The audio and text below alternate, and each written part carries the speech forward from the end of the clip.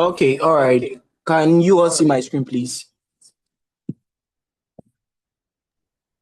Yes, you can see. First of all, kindly introduce your group members, then you can start with the presentation.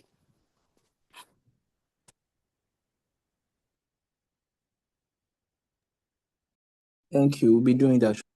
All right. So before we start, I would love someone to usher us in prayer. Then we can business for today. Thank you.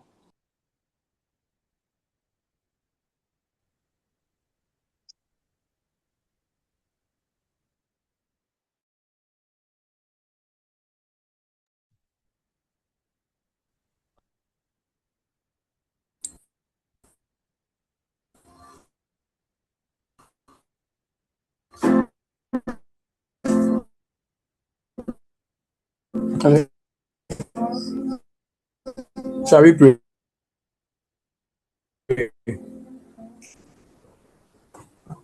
Shall we pray?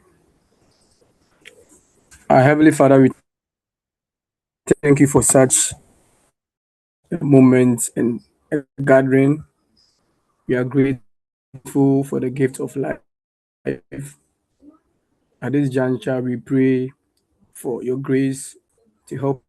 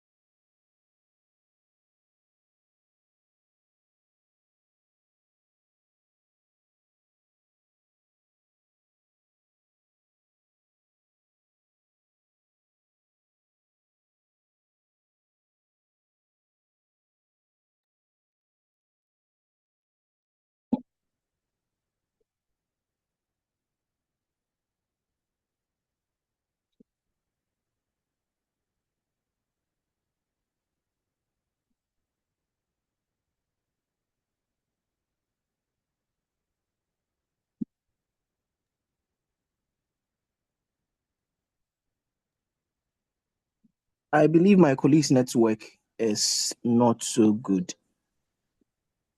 So do I have the floor to pray and then we can move on, please?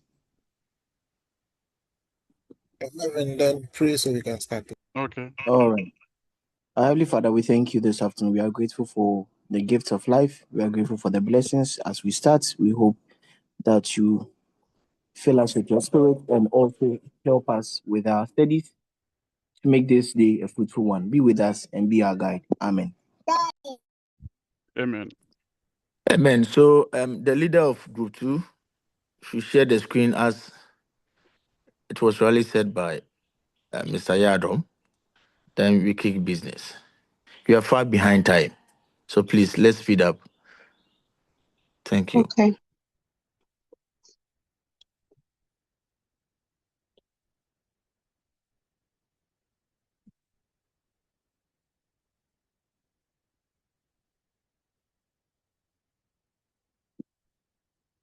Good afternoon, class. Good afternoon, Doc. Good afternoon, Mr. TA. Good So afternoon. we are group 2, and I'm Loretta Mpiao, and we have Augustine Obendakun, Violet Kwapon Ekufu, Haradazi, Marvin Osei Tutu, Patrick Owusu Adade, Yvonne Kwagbeji, Eunice Eliklim Alovo, Samuel Atija. Please forgive me if I'm not getting your name right. I'm sorry. Gabriel Richard Nate, Emmanuel Armstrong Aqua, Martin Adupo, Emmanuel, Emilia Jamefi, Dominic Kwejo Abena, Kwame Amwaku Edu, Melody Ya Akoma Jumo, Abena Dankwa, Benjamin Ansa, Elizabeth Amwa, Lisa Boachi Tufo, and we have some more Kwabna Danso. All right. Please, the first slide before the. Okay. So as I stated earlier, okay, so we are Group 2 and we are here to present on procurement objectives, principles, and practice. Next slide, please. Okay, so I am Loretta Ampiao actually, so what we will be presenting on, or what we will cover, procurement objectives. And under the procurement objectives, we have the 5 rights of procurement and procurement principles as the 7 key guiding principles, and professionalism and ethics, why it matters in Ghana, efficiency and impact, results of good procurement. Next slide, please. Okay, so procurement objectives. When we say procurement objectives, what are we trying to say? It simply means what we are trying to achieve in procurement. And they are strategic targets that focuses on acquiring goods and services at maximum value, efficiency, and sustainability, and also to mitigate risk. And under the procurement objectives, we have the 5 rights. So that's the right quality, quantity, right time, right place, and right price. These 5 rights of procurement are the foundational framework used to achieve these goals, and they are interconnected and must be balanced to support the overall goals of an organization. You miss out on one or any of these rights, your procurement fails or your procurement is not complete. So I will hand over to my colleague, Augustine Obendakon, to briefly explain what these rights are. Thank you. Augustine. Loretta, thank you. Thank you. Before Okay, before Augustine continues, please, if you have any contribution, any advice or suggestion, please do. I want us to tackle everything. Like when you are done with the first phase, you ask question, any suggestion, then we also come in, then we move to the next slides. I think that would be far better than we finishing the whole thing, blah blah blah. So I'm begging, let's go in for this. If you have any question about the 5 hours or suggestion or any input, please let's do it. Then we move to the next slide. Thank you. okay. So Loretta, thank you. And also, I'm not going to give details on the right because we've apportioned the section to individual students, and people are going to do their presentation based on the apportioned section. So I'm going to continue from Loretta. Thank you. And my name is Augustine Obendakun. Our focus in this section is to introduce the procurement objectives, as she said, which is commonly referred to as the 5 rights of goods of a good procurement, and then we will then pave the way for the detailed discussion later in the presentation by our other colleagues. And we all know that in Ghana, public procurement is governed by the PPA Act 2003, Act 663, and also it was amended by Act 914 of 2016, which promotes responsible use of public resources and also encourages good procurement practice. So when we talk about the 5 rights of good procurement, they basically represent what procurement seeks to achieve, and also the reasons why the procurement decisions must be carefully planned and managed by procurement officers or future procurement officers like us. And because in procurement, we cannot simply wake up one morning and just pick a supplier, buy anything available, and hope for the best. Otherwise, we may end up with the wrong goods and at the wrong time, and even perhaps we'll be explaining ourselves to management or even auditors. So trust me, nobody want to, have a meeting with such people. The 5 rights, therefore, serve as the foundation for every effective procurement practice, and it also helps organizations achieve value and efficiency in the procurement process, which aligns with the objective of the Act 663 and its amendment, Act 194. As my colleague mentioned, the 5 rights are right quality, the right quantity, the right time, the right place, and also the right price. So these rights are intertwined and they are equally important. Any procurement officer who misses one will let it affect the procurement process. So if procurement gets 4 rights, for instance, if procurement gets 4 rights correct and misses one, unfortunately, procurement still has a little homework to do. So having introduced the 5 rights of good procurement with Loretta, that's my colleague, I would like Violet, Kwapon Akufu, and Haredazi to also continue to explain the first 2 rights. That's right quality and right quality in greater details. So Violet and Harriet, please, you can take from me. Thank you. Thank you, Auguste.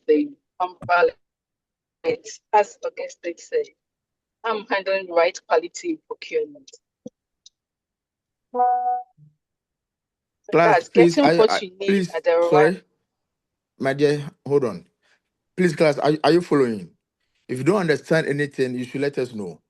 These are the key components that you use entirely in your field of practice. Standard You can never do away with these 5 hours. for the right purpose. So please, let's spend time to understand these 5 hours. It is very, very important and very dear to me. So please, if you have any suggestion or any advice or any question, please let's do before they even continue. You might even ask a question and you will later come out with a solution after the person has presented. So if you think you have any question, any suggestion, don't let us wait. I'm begging you. This 5 hours, you can never do away, unless, of course, you don't want to practice or you don't want to move in the profession of procurement. If you want to do, please, let's understand this 5 hours and understand it for good. Thank you.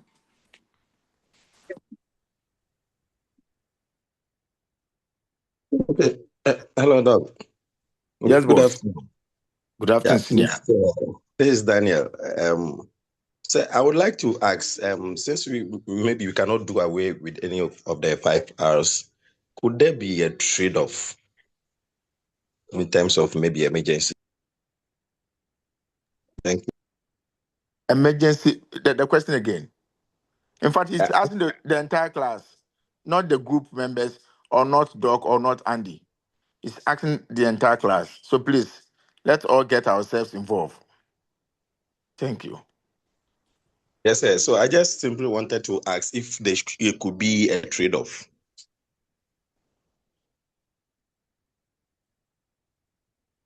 A trade-off. Yes, sir. Class, do you understand his question? Yeah. Hello, Doc.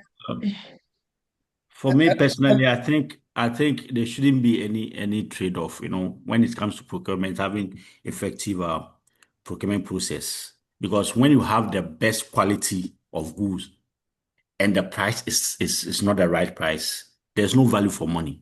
There should be some balance. That's what I can say. If you come to Christianity, if you come to Christianity, also many equine debe. The last one is what? No one sees God or pass good. So these are the principles. Oh yeah, then you can never do away with any of them. You wouldn't achieve the value for money. This is it. So you need to follow the procedure or the guidance or the key components of procurement. Indeed, if you want to practice and practice well, you can't do with 4 and leave 1. And which one are you going to leave? Is it the right place or the quantity or the time or the quality of the products? No, you can't. Are you on the same page, please? Yes. Hello, Yes. sir. Hello, Yes, sir. sir. Yeah. Hello, sir. This is James. Yeah. Good. A follow up to what my brother Dan asked. You see, sometimes on a project, you are torn in between time and the right cost. Time and the right cost. Certain things may delay you, and if you want to go around it and still deliver within the time, it may cost you. What do you do? That's what I mean. I understand by his trade-off. Do you still, for instance, it's raining. you are building and you are mixing concrete and blah blah blah blah. If you allow the rains to go on, you will be time will go against you. If you want to find a way around it, it will cost you. What do you do? I believe that's what he may be asking about the trade-offs. What do we do? Okay. Thank you, sir. Hello, Doc. Good afternoon. Good afternoon, Senior. Okay, Doc, please, I would like to follow up with what James was referring to in terms of the trade-off. So let's give a vivid example. An example is maybe you have a project you are doing and you want to buy cement, right? But the cement in the vicinity is quite expensive. But during that moment in time, you have to buy it from there because you need to do that work so that the supervisors will come and see that maybe you are done with the work or you are maybe some percentage through. But if you say you're going to go all the way to town to go and buy it, that's going to be cheaper, but then you delay. So I think that is what the trade-off comes in. Thank you. Is any other suggestion? Or Andy, would you like to come in? Yes. Doc, please, I would like If to come in if somebody briefly. have other contribution, just bring it. Yeah. Then I'll summarize. Okay, so Doc, good afternoon, please. This is Pamela. Hey, So Pammy, how are you? yes, boss, I'm fine. Yourself? Good, good. Thank God. Okay, so in relation to what my senior colleagues have mentioned earlier, they are all talking about trade-offs, but then I think that when it comes to procurement practices, in this, particular course that we are doing, there is no trade-off here. Okay, the thing is A. If it is A, it should be A. So you can't go behind it and then do otherwise. When you do that, you will fail. So like Papa mentioned that in case you are having a project and you need to get cement from a nearby shop because of time or probably because supervisors will be coming around to inspect the project. And so because of that, he wants to purchase it from the nearby shop at a higher cost. Meanwhile, if he had gone to town, he would have gotten it at a moderate cost, which would serve as value for money. When that happens, it means that in the first place, we didn't plan. I believe that once you plan for your procurement activities to be carried out, there wouldn't be a time where you would have to rush in to get an item at a higher cost. We all know buffer stock or safety stock. And so once you have that, aside, and then there is the need for you to fall on it, you quickly do so rather than doing an emergency purchase, which would cost higher than the right price that you anticipated. So this is what I can also say. So when you plan to fail, then you fail. When you fail to plan, then you plan You to plan fail. to fail. Yes, Absolutely. exactly. So that is what I can also, Good. add. Thank you. Good. And also, Doc, please can I chip in a little? Yes. Sometimes there are procurement officers who intentionally create emergency. Instead of buying the things like Emergency procurement officers. Oh yeah, there are some procurement officers who intentionally, because of their interest, they can create personal interest. Yeah. Yeah. You know that in June there will be rain. So if you need maybe sand, it's not the right time to buy sand. So you have to plan ahead. The moment you are able to, intentionally create that kind of emergency, just because you want to get products in a very higher price, that's a no-no. That's why even the amendments came, to fortify the main PPA Act, because people were using that kind of lacuna, just to benefit themselves. People were looking at the loopholes in the PPA Act, and they were just using it to benefit themselves. So the act came and it's created even what is considered to be an emergency, and even when it is suitable for you to even opt for sole sourcing. So these are all some of this emergency can be created by procurement officers. Oh, there's emergency, we need this to be done. So let's the price is okay. Let's just accept it. So this we have to create balance. This right quality, right quantity, there should be balance. You can't have everything. You have to adjust. There should be equilibrium. You get me? So that's my take on that. Hello, sir. Hello, sir. Yeah, hello, sir. This is James back. Currently, what I am talking about, I'm speaking from experience. Currently, I I am one of the contractors of Ghana Rubber Estate. I build for them, and most of the Ghana Rubber Estates, the areas rain throughout the year. What you can be praying for is that maybe in a certain particular month, it will not be that rainy.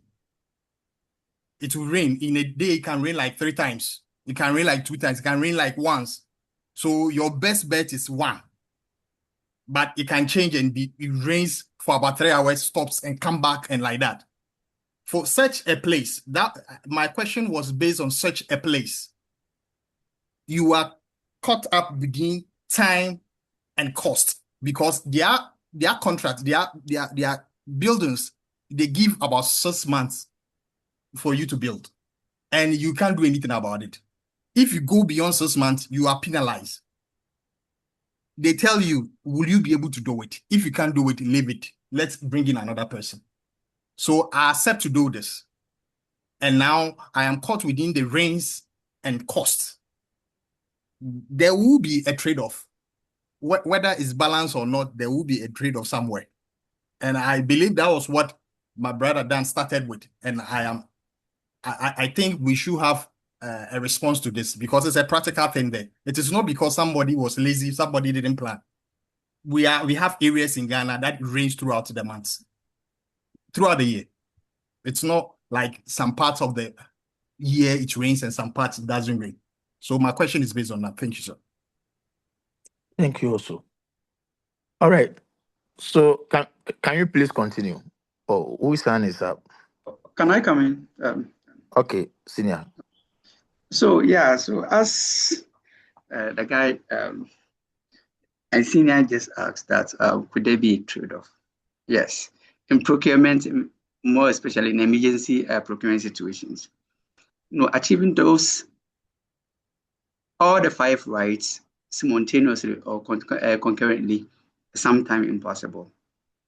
So professionals mostly what they try to do is frequently they face this trade-off and try to prioritize based on the urgency of the situation.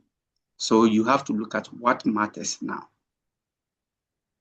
A typical example that we can talk about is let's use the Akosombo Dam spillage as an example.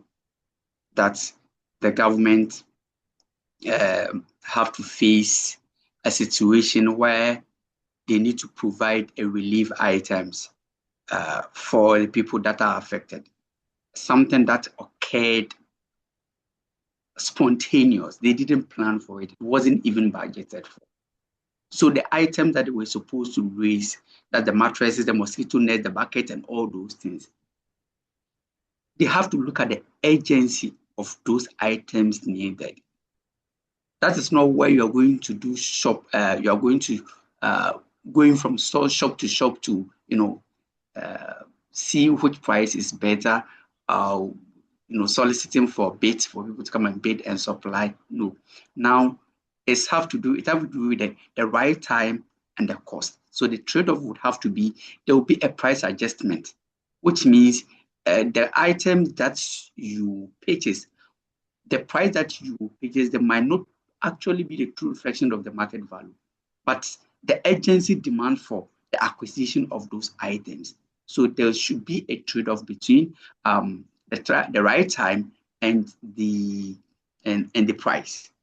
And the urgency is built or is situated on the time, how urgent that items are needed. People have been dislodged from their homes and they need a place to crash and they need all these items urgently to use them. So that's not where you have to go and bargain and ask for the right price or something.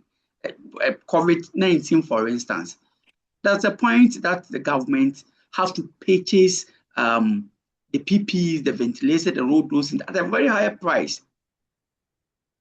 Would the government have to wait for people to, bid and see which price is better? Who can? No, by that time they needed it urgently because life is at stake. So procurement for professionals face this all the time, and the importance is placed on the agent of the items and whether you need to compromise price so that you get the item to complete the project, or compromise quantity so that your customers wouldn't leave you to other supplier. Then you have to look in between this to apply the right the right choice at that time that will save the situation rather than trying to achieve all the right at the same time. Professionals have to place agency on which one matters most at any particular point in time. All right, thank you. Okay, please, can I chime in with this? Okay. From my perspective, I think that I don't want to look at the situation as though it's a problem or it's a trade-off situation, because we have different types of procurement and methods of procurement.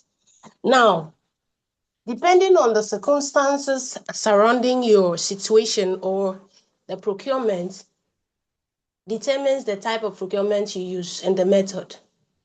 That should not in any way bring about trade-offs. Now, I think we are only gearing our 5 rights to the right price. The fact that you get an item or a material at the lowest cost does not mean that you are achieving the right price, or that is not the only focus of procurement. Whatever that you are going to get, when we look at the other 4 rights of procurement, we will realize that the quality comes in place. You should also be able to make your resources or your materials available at the time it is needed. So therefore, if I need this, as the situation our brothers are narrating, that at that point can be your right price, looking at the situations surrounding the procurement. That does not mean that you are trading off price for that, because the right price does not always mean the cheapest price. Let's look at it in this perspective.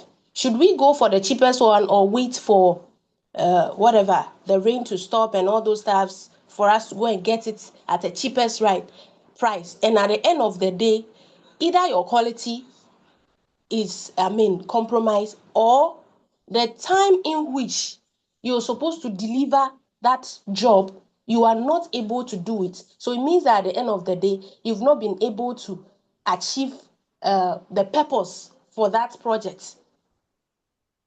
Because to some organization, 2 cedis is their right price, depending on the quality, the time, and all other factors.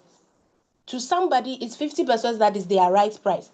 The fact that I buy an item at 2 cedis and you also get it at 50 pesos at another time does not mean that you have achieved the right price and I am compromising on price.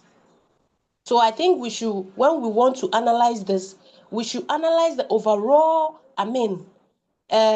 perspective of the 5 rights as a whole before realizing or relying on one aspect of the rights. Because if we want to focus on the price, then it's going to affect the other side. So when you analyze all of them and you think that, okay, this is a fair movement, then I think you can proceed with your procurement. So let's bear in mind that right price does not only mean cheapest price. Thank you so much. In fact, this really calls for more debate. But however, our time and where we find ourselves wouldn't permit us. So let's stick to what we are discussing, then we move forward. Thank you.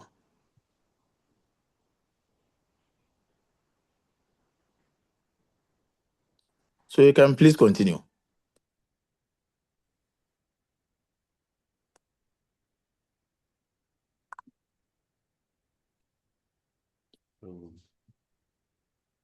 Hello. Violet. Harriet, please continue.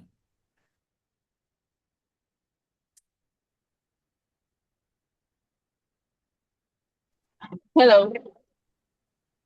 Yeah, Yeah, that's please Violet. go. Please go for it. We are listening. Okay. Okay. Good afternoon, sir. Good Good afternoon, afternoon. colleague. Yeah, I'm Violet Popcorn. I'm handling right quality in procurement. Right quality in procurement is getting what you need at the right standard for the right purpose. Quality refers to the degree of excellence of a product or service as expected by the customer. In procurement and business management, quality means that a product or service is able to satisfy customer needs and perform its intended function effectively. Quality can also be described as fitness for purpose, meaning the product or service is suitable for the use for which it was purchased. For example, if a school buys classroom chairs, the chairs must be strong, comfortable, durable, and safe for students' use. If the chairs break easily, then the required quality has not been achieved. So in conclusion, right quality in procurement balances costs.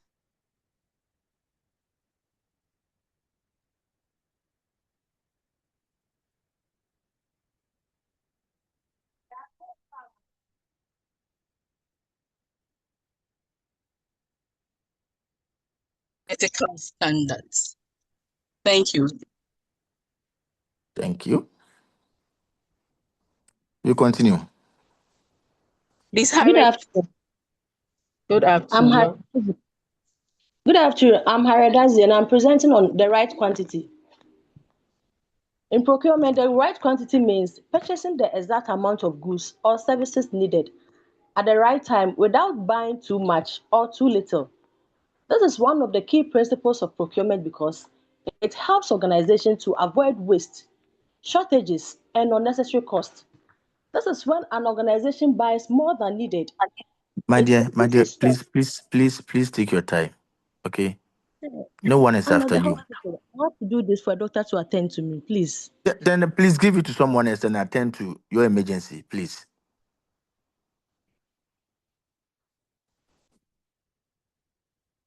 Any member of the group should assist her, okay, so that she can attend to her emergency.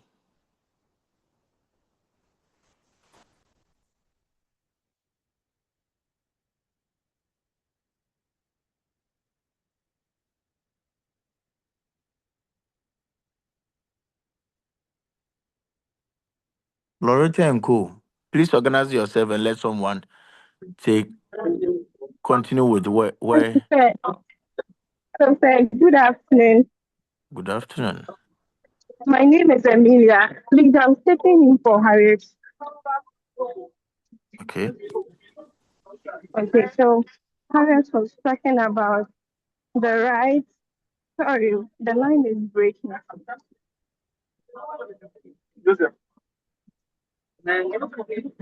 So Harriet was talking about the right quantity. Think if you look at the slide, you will see our presentation is structured around the 40. The number one was procurement objective, where we also explain the 5 rights, under which the number 2, procurement principles, which looks at why conduct matters, specifically in Ghana's sector.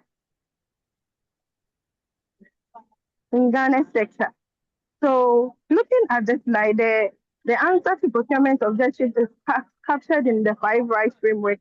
The university recognizes the 2, something clear to step.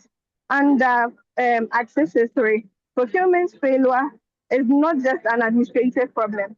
It has real consequences for real Ghanaian patients in the hospital who do not get their medicine on time.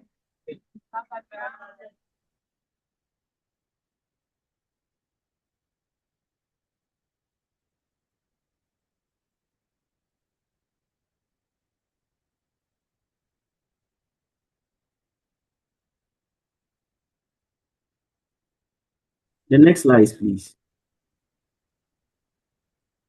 Hi, my name is Marvin Tutu. I'm part of Group 2, and I'll be talking about time place, and price, and why these matters. When we consider right time, we look at market availability, competition, and policies that affect timing. A typical example is where road projects are delayed because materials were ordered too late in the dry season. Now, right place, buying from the right supplier upstream in the supply chain. That is very necessary, and as well as ensuring delivery reaches the correct downstream location. Another example is where we have medicine sent to wrong facility, which at the end of the day waste resources and also leave patients without supply. Right price. It's important to gather and analyze market price information regularly, and also track raw materials prices, which could be rising steel or fuel at the end of the day because they both affect the final price of the commodity or service. Right price is equal to lowest total cost, not just the lowest quoted price. An example is where we have a GRA buying a tax software at the cheapest bid with no support contract costs, increasing downtime. It's important that lead time is equal to the need identified to the available use of the resources. Hence, planning ahead is part of the proactive measure to support lead times and also reduce any gaps. Production schedules can also be affected. Production schedules can also be affected with late delivery and also increased excess stocks. Thank you. I'll hand over the mic to my other colleague. Thank you.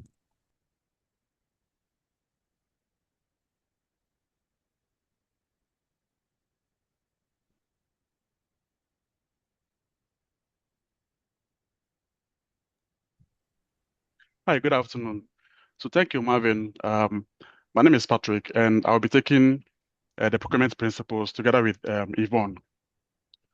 So one will ask, what is procurement principles? In every profession, there are principles that guide the activities of their profession, and procurement is not an exception. So procurement is being guided by the Ghana Procurement Act 2003, Act 663, and then the amended Act 914. This act was promulgated to promote efficiency, transparency, fairness, and accountability in the use of public funds. So the act is more like the Bible of procurement professionals that we must abide by it. So every procurement professional in the public procurement space should be abide by these 7 principles. The Act provides the legal framework that governs how public institutions procure goods and services. And these principles are 1, professionalism, transparency, value for money, competitiveness, accountability, fairness, and ethical approach. Please, can you project what he's saying?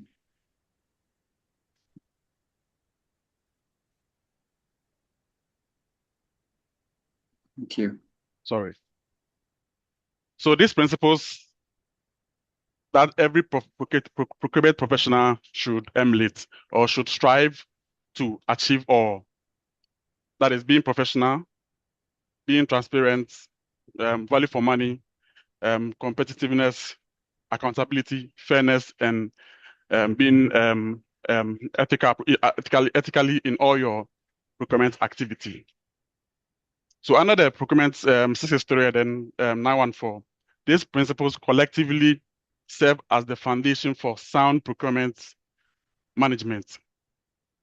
Their effective application helps reduce corruption, because if you are not professional, that is whereby you'll be susceptible to corrupt practice.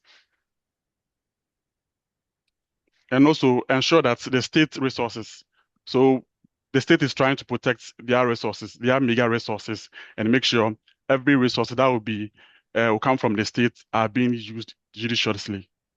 So I'll hand over to my colleague Yvonne to also. Okay. Thank you, Patrick. Good afternoon, Doc. Good afternoon, colleagues.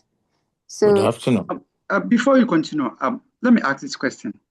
Okay. So Does value for money means the cheapest cost of a product that one can? Can you explain into details what value for money entails?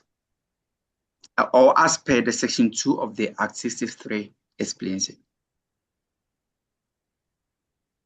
So value for money either be the product is being pricey or at lower cost. It must meet the purpose at which or the requirements, the procurement requirements. So normally, before we make any procurement request, the requirement should come from the project team or whatever department, and then we evaluate those requirements. So whether based on the requirements, whatever product that we want to procure should meet the requirements. Once it meets the requirements, that is value for money, because the products, the right product meets the specification that we want to buy. So it's value for money. So whether it's cheap, whether it's pricey, it once it meets the specification, the right specification, that is value for money. So it can be the lowest price that we can get in the market. Once it meets the correct requirements or the right requirements from the requesting department, that is value for money. Okay, please, Okay, can Mr. I come Andy. in? Okay, can I come in with it? Hello, sir. Can I answer the question? Okay. Thank Okay, you so very much. Please, you have to raise up your hand for you to be called first. My hand is already up. Okay, Mr. Apia. Okay, so about transparency. Can too much transparency ever create risk? That's, for example, by exposing confidential supply information. And if so, how should that balance be managed? Sorry. If you understand it, the question is, can too much transparency ever create risk? And the example is exposing confidential supplier information. And I'm asking, how should that balance be managed? Thank you.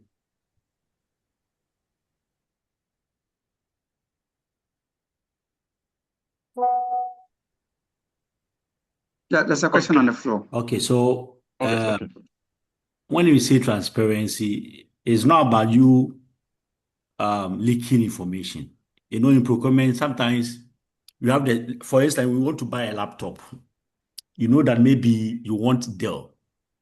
Let's assume that you prefer Core i7.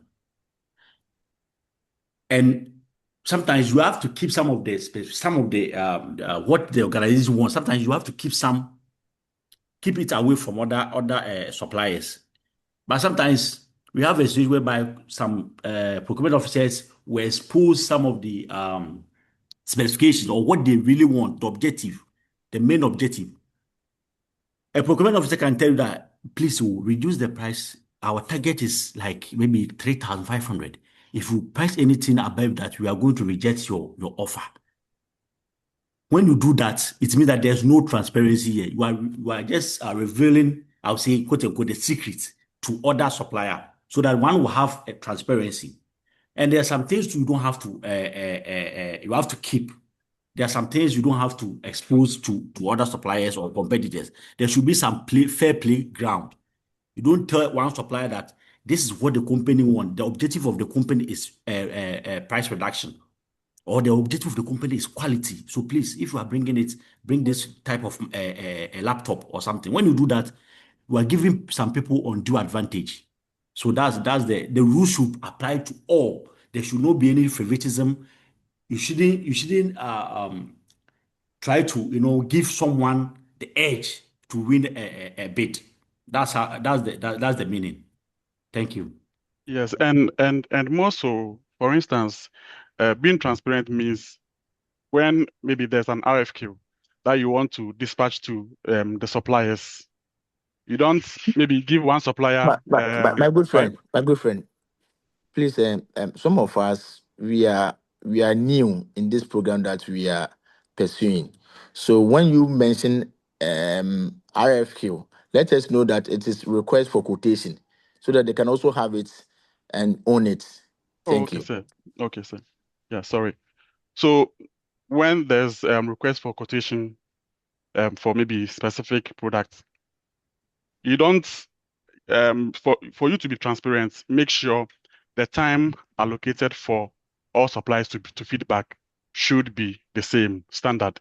You don't give maybe Jack and Jill 2 hours to feedback, and then you give maybe Johnny and Co 24 hours to feedback.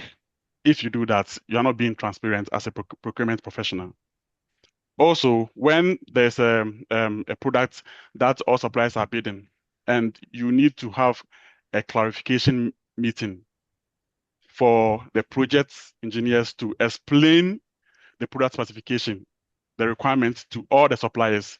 You don't invite, maybe you intentionally invite your favorite suppliers, and then leave out some suppliers. If you do that, you're not being transparent.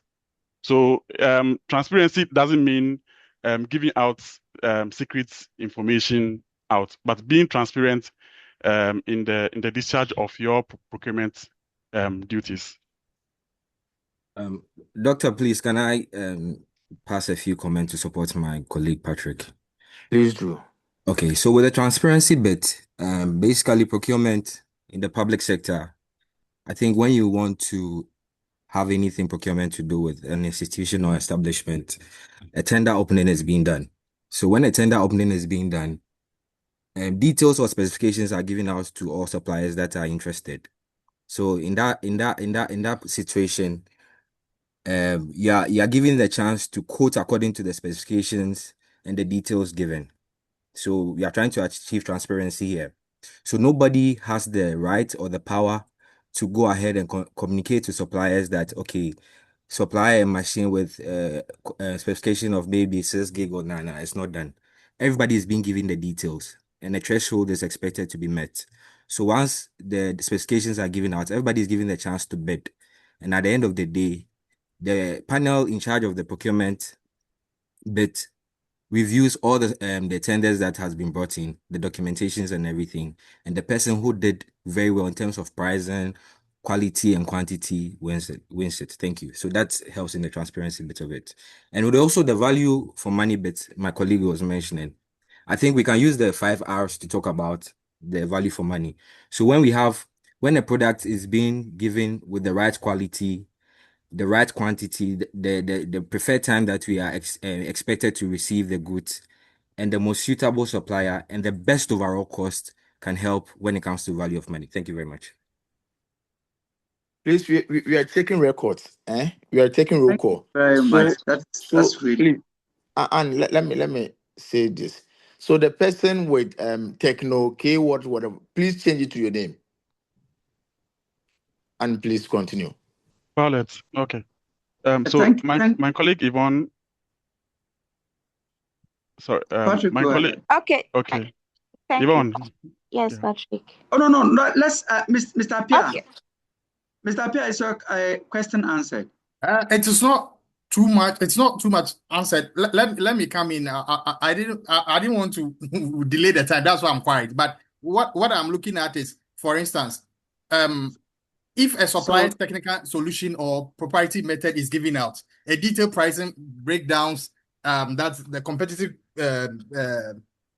If your price breakdown is given out, your trade secrets are given out, confidential clarifications are. I'm talking about the supplier, not the main entity. No, talking about the supplier. When we are asking for so much information from the supplier, that is for transparency's sake. Isn't it creating a risk where the supplier's information will be out, not the specification of the item needed, but the supplier's information being out? What is protecting the supplier? So that if I give you all the whatever that is needed from me, it will not end up being in the advantage of the other vendors or other competitors. James, can I Hello, ask you a James. question based on what you're Yes. saying? So if you are trying to gain value for money and transparency, and then you don't want to give out the specifications or the details you need for whatever that you want the supplier to supply to you, then how are you able to achieve your goal? I think you need No, to give the no, no, details. no, no, no. You've not understood the question. You see, I'm talking about the supplier's information given. How is the person protected? Yeah, How is the James. supplier? Yeah. Yeah, let me come in.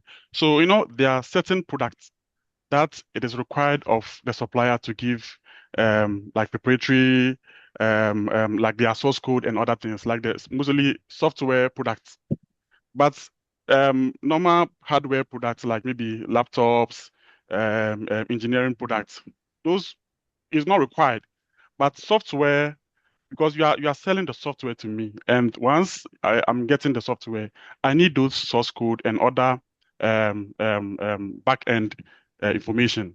So those are required, and there are certain laws that guide giving out such information to your vendor or to the company that is requesting for this information. You understand? So once you share, it doesn't mean the company is asking too much. It depends on the product. So software products, mostly they require certain information like the source code and other information or technical information, because it helps them to be able to analyze, or even when they need to do updates and other things. So I'm sure if you are maybe you are buying a laptop for a company, they will not require you it will not be required for them to ask you maybe who is the overall software manufacturer or other things. But for software, those things are required. I don't know if my answer clarify your question. Okay. So all I need from this is that whatever information the supplier is providing, the supplier's information, confidential information, is protected for whatever level of information that you need for the sake of transparency. There is something that protects the supplier information. Yes, that's why we have the Data Protection Act. Okay, This so protect. that's where I wanted you to come in. That's where I Okay. wanted you to come in. Hello, James. But when we talk of confidential information, what do you mean? Because That's a confidential supplier. information, I said supplier. I supply. I'm coming. I understand. So confidential information, it's for me when you say that it's quite vague, because what is confidential to me in relation to supply that I need to do might not be confidential to other people.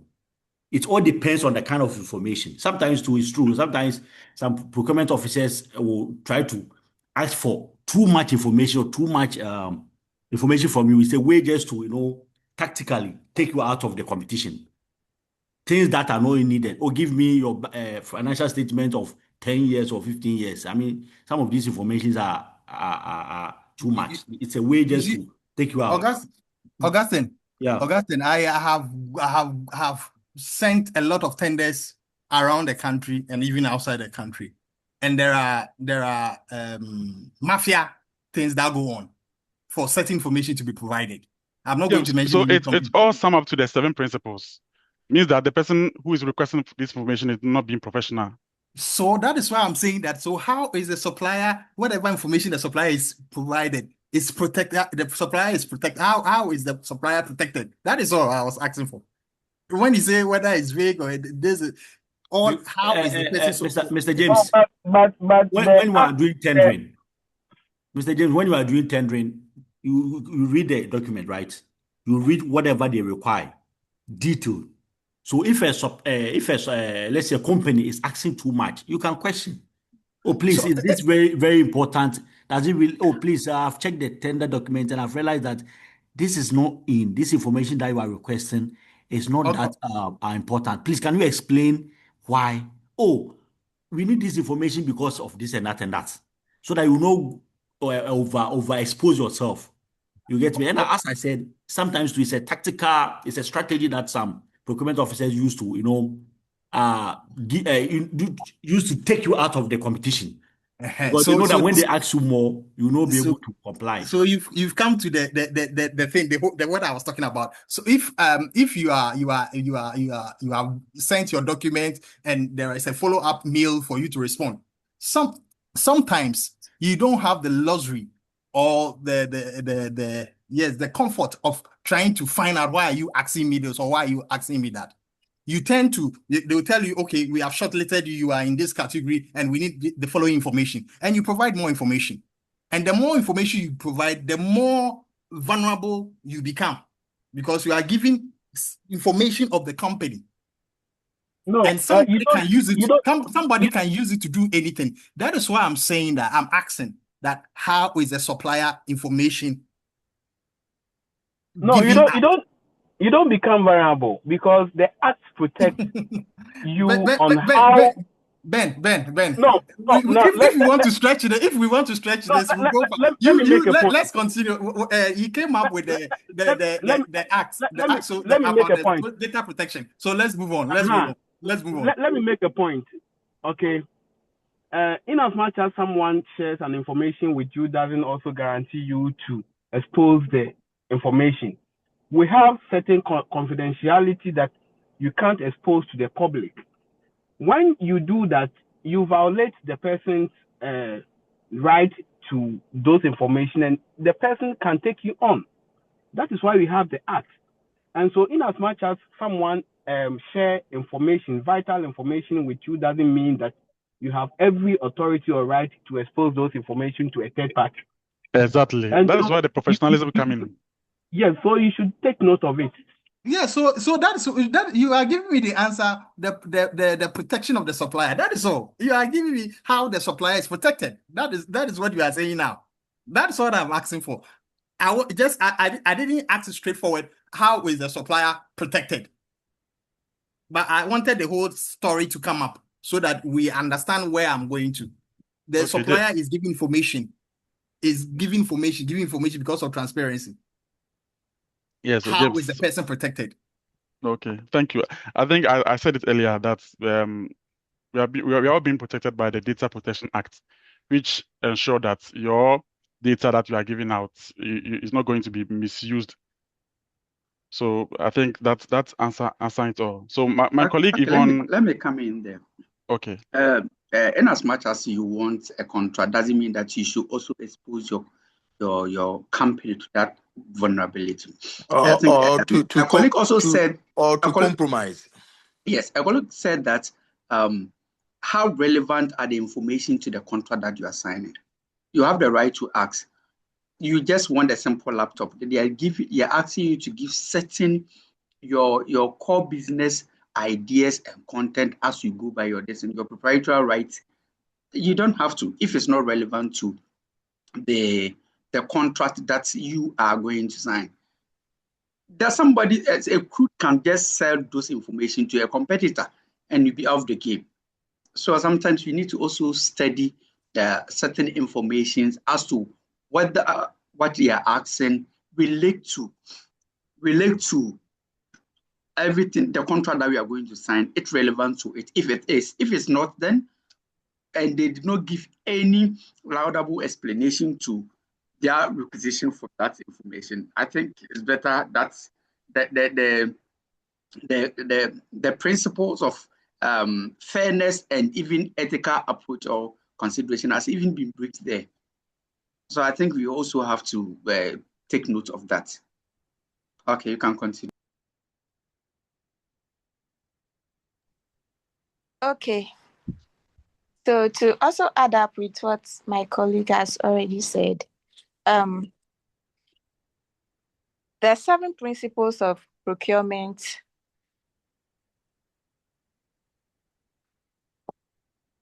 also serve as a cornerstone of effective public financial management. They ensure that government resources are managed responsibly, transparently, and efficiently for the betterment of all citizens. And so we will take these 7 principles one after the other, and without wasting much time, I will let my other group members take us through, starting from Eunice. Thank you. Thank you. Good evening. My name is Eunice. So I'm taking the first principle, which is professionalism. Okay, so when we talk about professionalism here is doing your work with skill, knowledge, honesty, and responsibility. It also means that trained and experienced officers are the ones who make smart decisions based on facts and then not guesses. So here, principle one is professionalism, and it is the foundation that makes every other principle work. This is why a procurement officer who does not know the law cannot apply transparency correctly. One who has not been trained cannot also conduct a proper evaluation. And one who has not been internalized ethical standards is vulnerable to corruption. So Act 663 takes this seriously. In Section 4, it empowers the PPA to develop and manage an accreditation system for procurement professionals. Section 16 also requires every entity to have a procurement unit. Section 16 again requires that the unit is beheaded by a professionally qualified officer. Thank you. Samuel, kindly continue. Eunice, one thing that I've observed here is you were kind of reading to us. If you can give us a brief about what you just presented, you'll be glad. Okay, so earlier I mentioned that professionalism, when we talk about professionalism, it simply means that you are doing your work with skill. As in you have a knowledge of what you are doing, and then you are honest in whatever you are doing. And then to be a professional, you have to be trained and then an experienced person to be able to make smart decisions. So you make smart decisions based on the training and then the experience you have, but not on guesses. That is simply what the professionalism is about. Thank you so much. You're welcome. Good afternoon. My name is Samuel. I'm also touching on transparency. Before we proceed, I would like to ask a question. So, assuming you are a procurement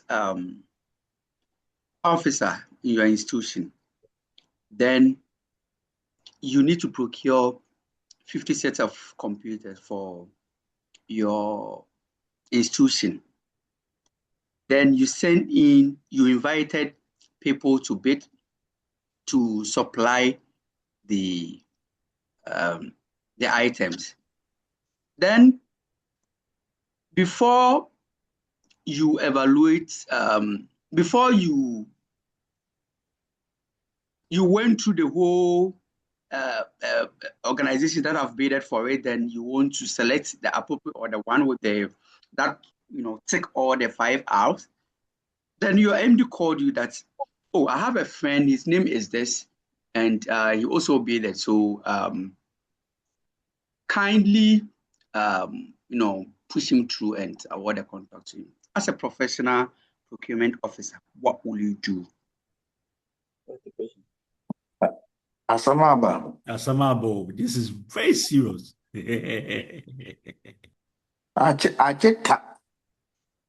Okay, Francisca.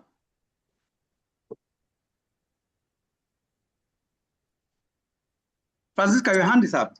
All right, Doc, thank you. I think my mic was not working at the time I was trying to unmute myself. So my kind of work is always posed us to such issues. One based on maybe the relationship the MD has, or based on the volumes that maybe the customer is buying. So what we always do is that we always first thing to submit your documents for us to assess if you are in a position to undertake the project or the business at hand. You go through the process, but probably you would have a little hand, or you'd have a little push, probably based on where you're coming from. But all of them have to go through the process, and we do recommendations. So when you realize that you are in a good position to do the work, then you advise on it. If not, we give out the pros and cons on using this person. And if still they want us to push him, then we push them with whatever consequences that might come with it. But with you, you're supposed to do your work by ensuring that the due process is being followed, documentation is done, and then you push it to the appropriate quarters for them to do their selection.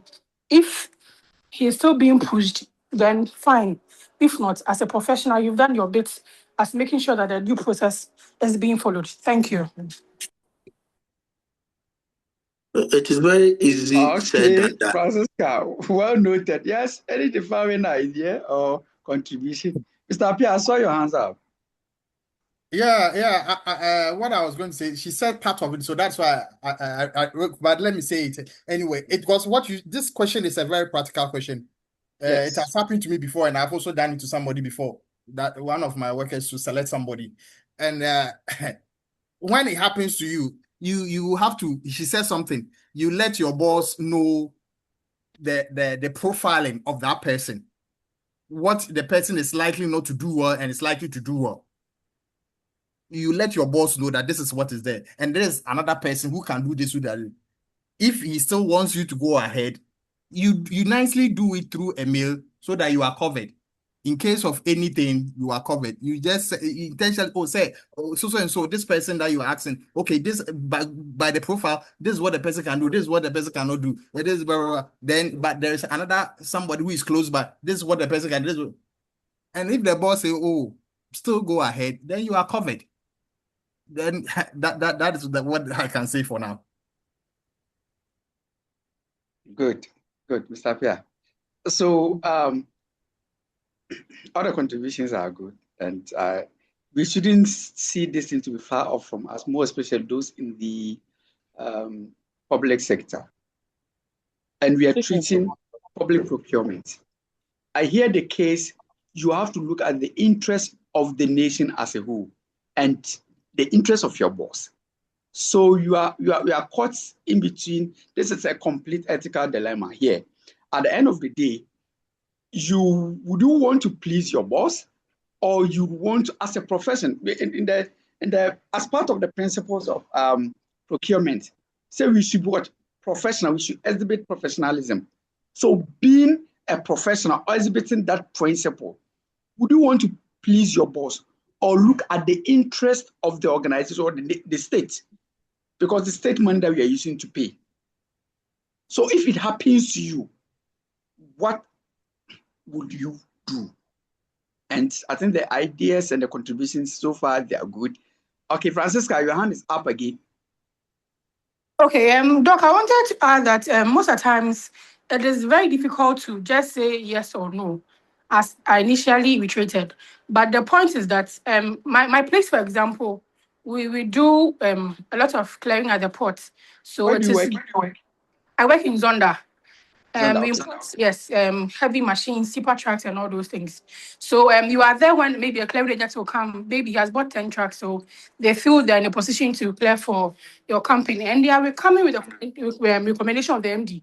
And the best thing you can do is to do your part, basically.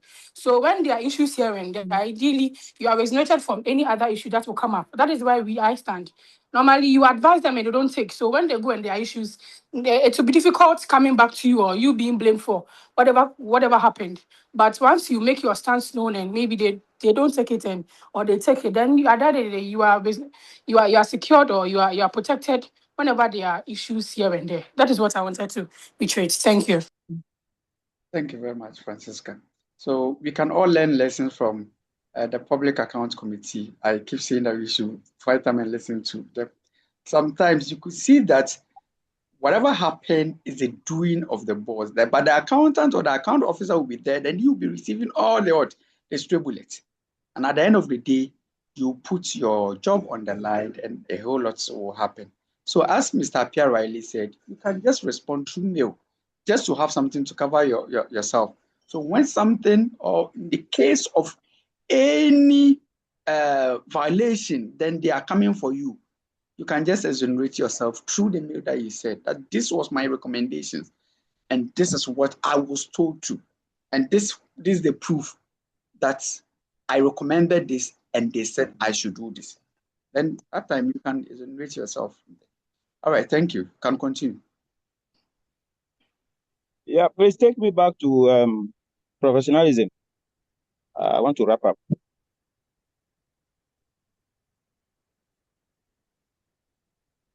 Hello? Hello? Sam, please, we can hear you. Take the slide to professionalism, please.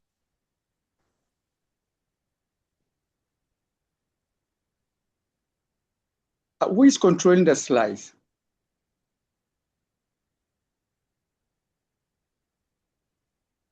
Hello?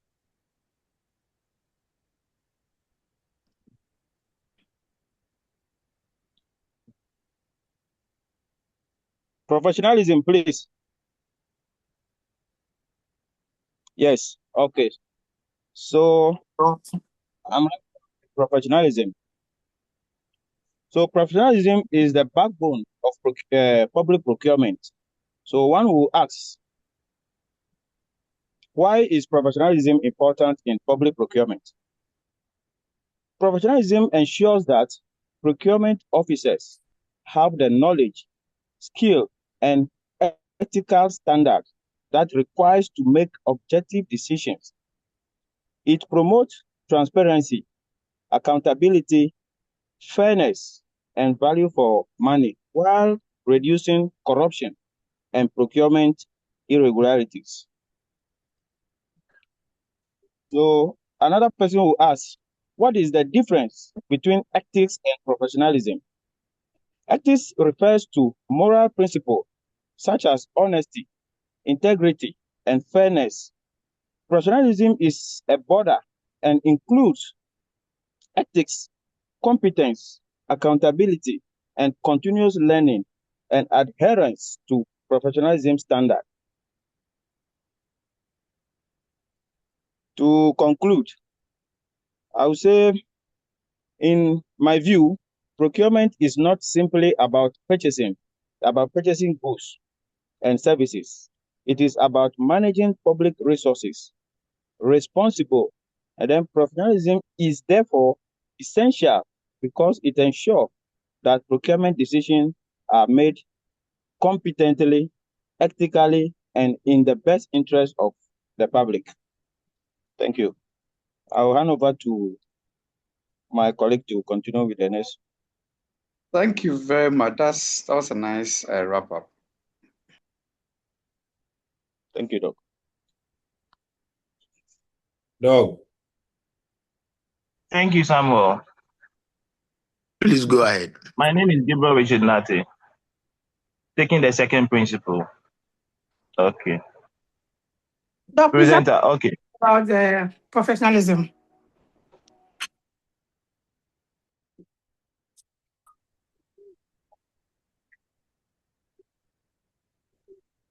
I think enough has been said on that. For sake of time, can we continue? Yes. Okay, sir. Okay, my name is Gabriel Richard Nate. Techno, taking the you second still not principle. change. You still not change the name. It will go against you.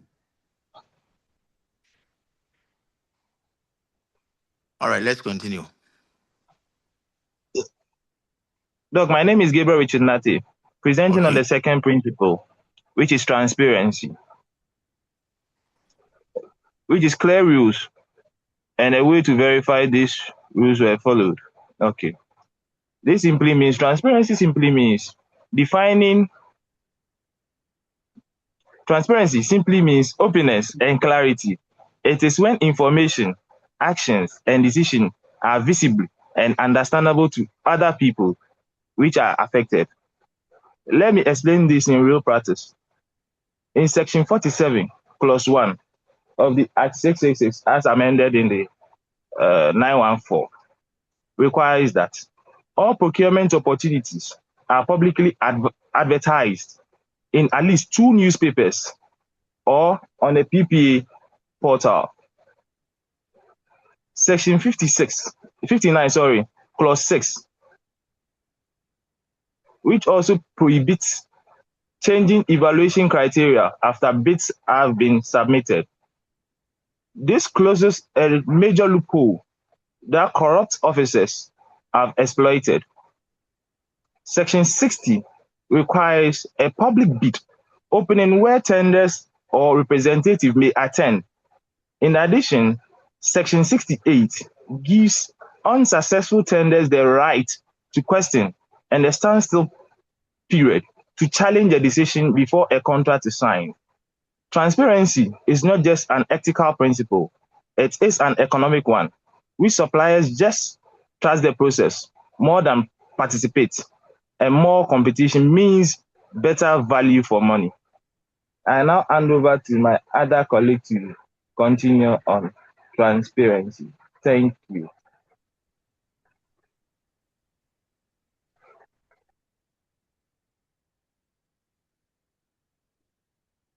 The next slide, please.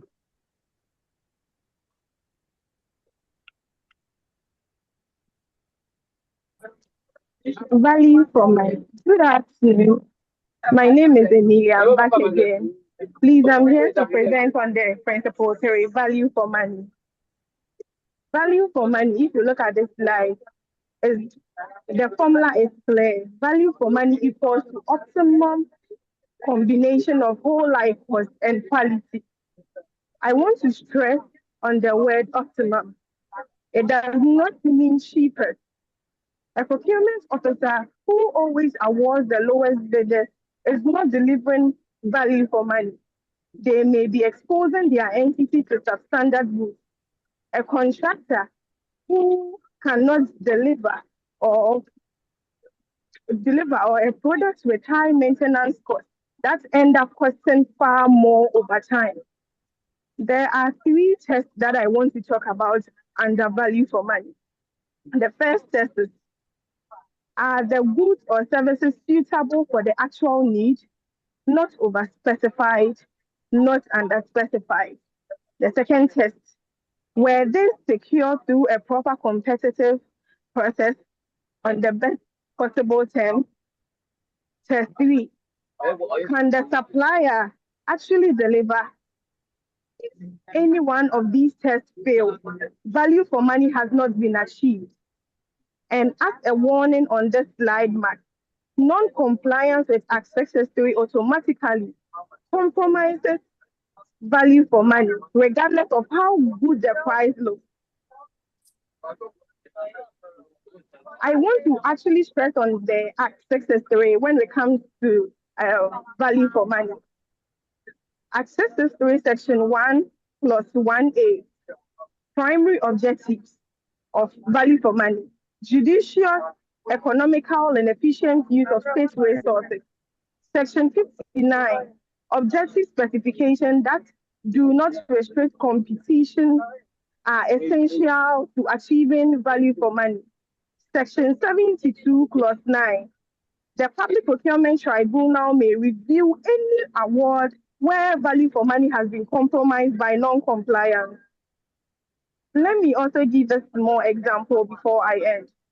Road contractors winning contracts on lowest price but lacking equipment is a documented pattern in PPA audit findings. The resulting contract variation and extension cost far more than the initial savings on the award. This example is a reference from PPA's 2020 annual report. Thank you. Please, I hand over to my brother to continue from where I ended. Thank you.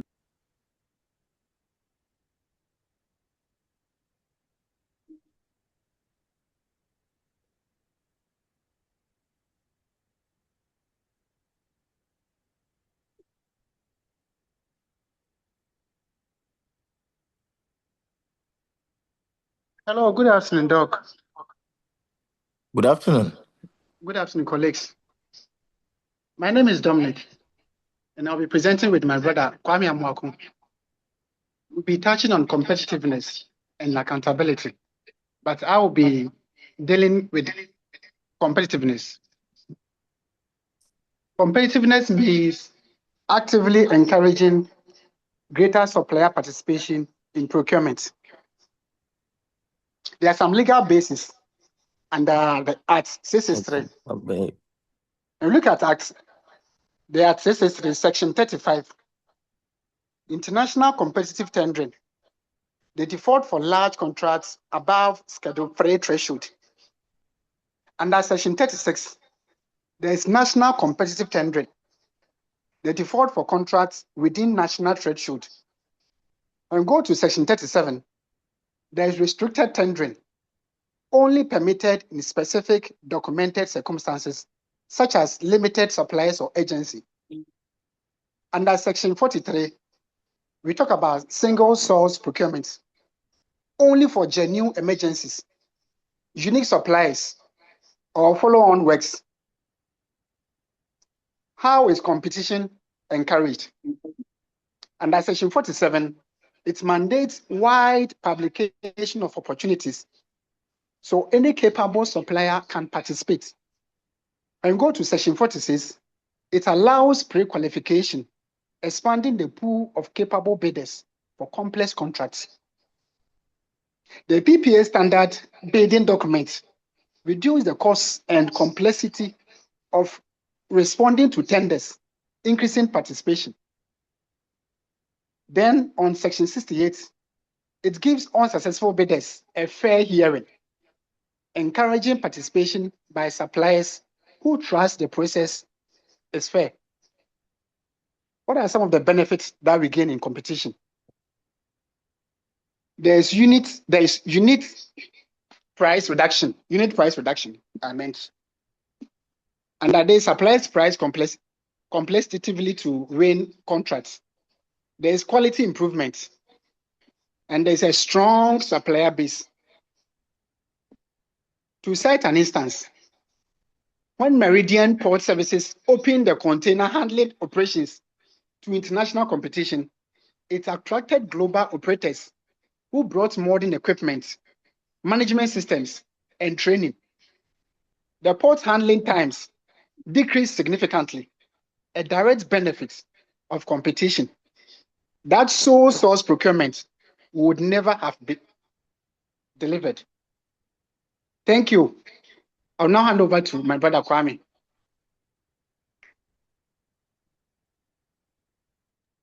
Thank you, Kojo.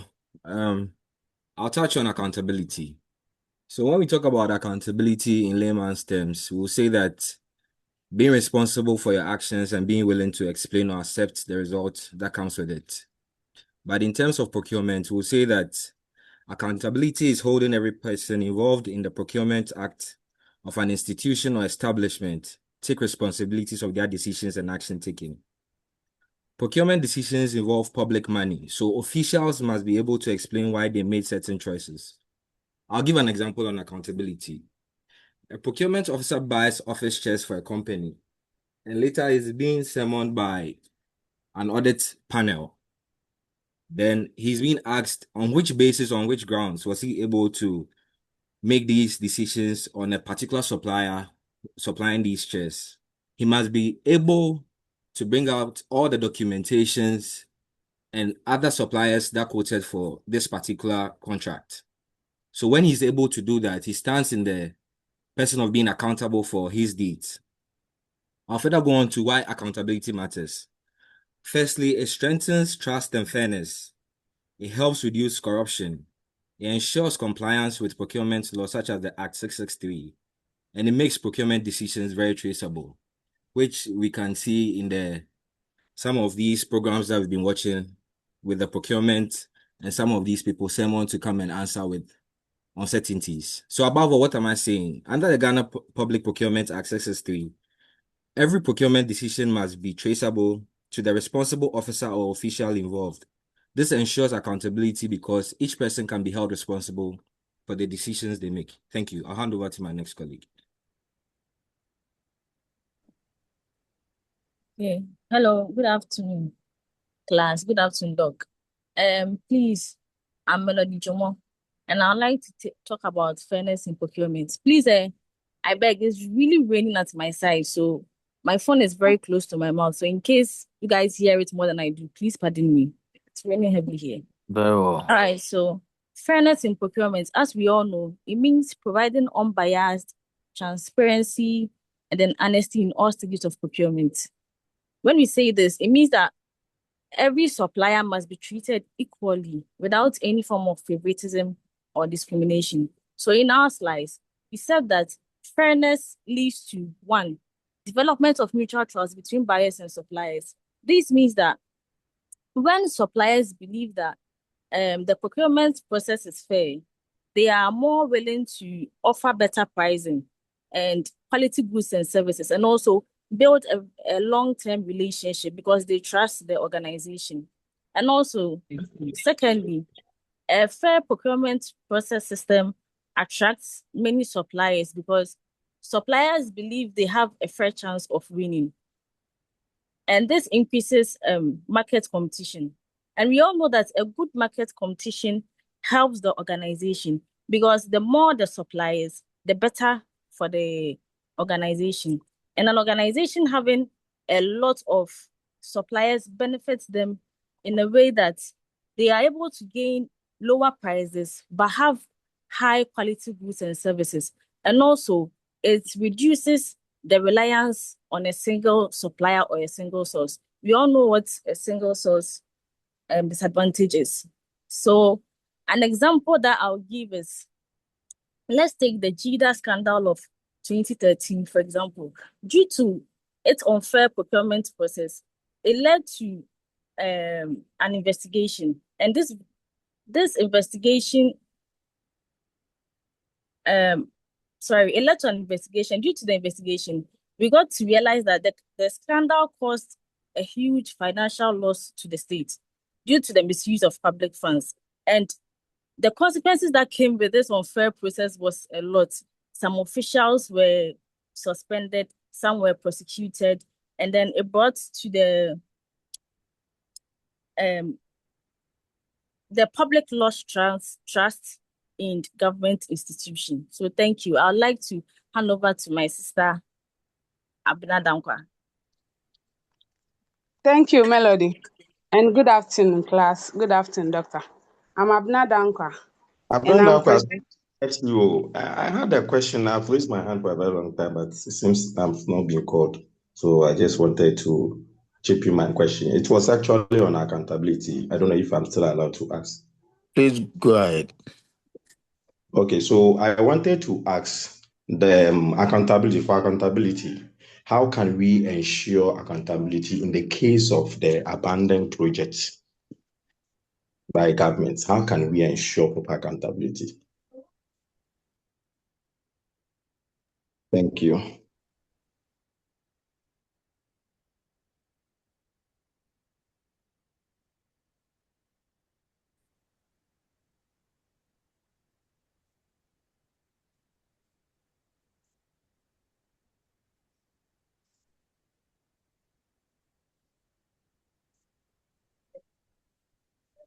So for accountability, I think what the government needs to do is making sure they conduct a forensic audits, and then also value for money audits of the projects, and then make sure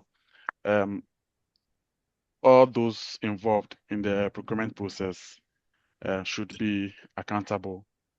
If that is done, I'm sure the government of the day will be able to carry out or proceed with the project, because we can't let such a huge project lie wasting like that. We need to continue, and if government wants to continue, some people needs to be accountable for their maybe a certain procurement practice that wasn't done right. So for me, I think yes, government can continue the project, but before that, they need to do a value for money audit and ensure that whatever sank into the project is what we've witnessed or is what has been put up, so that if we need to go ahead and then complete the project, we can go ahead. All right, Patrick, to add up to that, there's one key thing we always leave out when it comes to accountability. It's important that clear KPIs, key performance indicators, are given out to the leaders and also people who are placed in these procurement positions. At the end of the day, it's important that they understand what is expected and also understand the consequences. These KPIs will definitely become some sort of core principles to help them, and also let the team players or key players understand what it means and also take ownership of these um, responsibilities as far as procurement is concerned.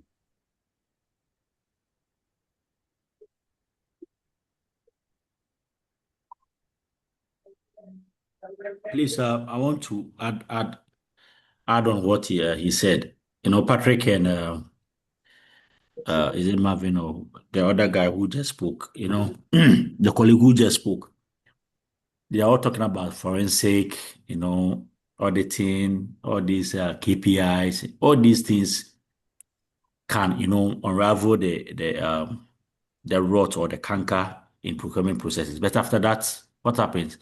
There are so many incalculable number of examples in Ghana where forensic auditing were done, report came out that these were not done properly, but some of the culprits were left, unpunished. I remember, I think in 2012 or 2011, is it RAG or something? Yeah, there was a company called RAG, and they were contracted to supply laptops, and I think the laptops were substandard, and there were a lot of reports that tackled that kind of inefficiency, but they were handled with kid gloves. So it's about, for me, I think, being radical, punishing those who involve in such canker is the best. You can do all the forensic auditing, you can bring all the reports in, the report out, and if there's no punishment, imprisonment, fine, or suspension, it will be ineffective, or it will not yield any results. Thank you.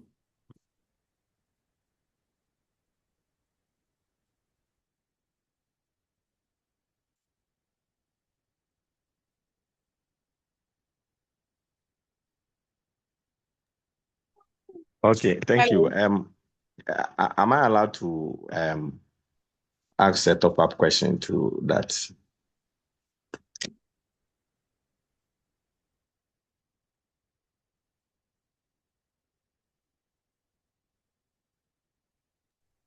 Okay, so let me just proceed. Thank you very much.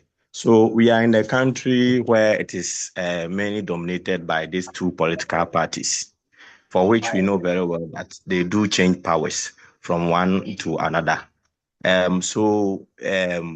Talking about professionalism and accountability, and this public accounts committees, conducts, can we place this professionalism to, proper accountability in the situation of change of powers? I don't know if my question is clear.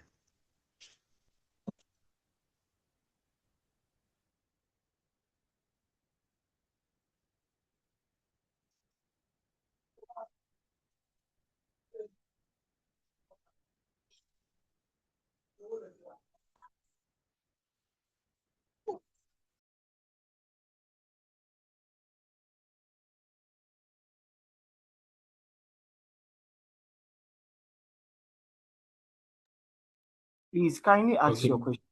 Okay. Sorry. The So network has been. your question was that because of the political bias, our system is infiltrated with political sentiment and all that.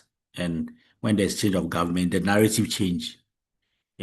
Sometimes people choose to become professionals or accountable, ethical, depend on the government in power.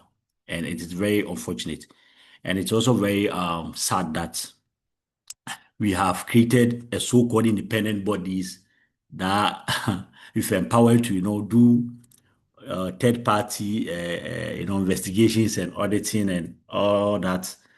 But the so-called independent bodies are also, manipulated and is being chosen by the government in power. So this is not an easy thing. That's the problem in Africa. It's not easy to navigate around political interests and sentiments. So it's not easy. It's very simple for us to say, but political powers are very, very enormous, in determining the fate in every decision that we make in this country. So it's we can't. Let's be realistic. It's not easy because it's like I scratch your back, you scratch my back. When I'm in power, I have to handle you carefully because if I'm out of power, you also handle me nicely. That's what is happening. And sometimes too, even when we are trying to fight corruption, we even exaggerate the wrongs of the opposition or our opponents, and it is not good. Sometimes we live in a country where sometimes they exaggerate the wrongs of a particular company so that it will look bad in the eyes of Ghanaians that people will not even want to do business with them. Maybe there were some very, very, very, very minor infringements. Very minor. I'm not saying some infringements we should just let it slide, but we exaggerate the wrongs, just to paint a picture, and that's the problem. So it's a canker that we are all trying to, control, especially in Africa. Thank you. Thank you, my boss.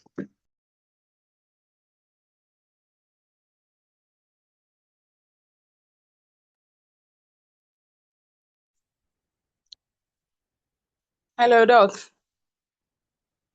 Yeah, Please, can I continue? please go ahead. Okay. Good afternoon once again. I'm Abna Dankwa, and I'm presenting on ethical approaches in procurement. The ethics in procurement is the do's and don'ts of. We will look at our first point. Our first point is adhering to moral principles in beliefs, actions, and decisions. As a procurement officer, you should be accountable, honest, transparent, fairness, and must have integrity. A procurement officer should make a decision based on facts, rules, and ethics, no favoritism.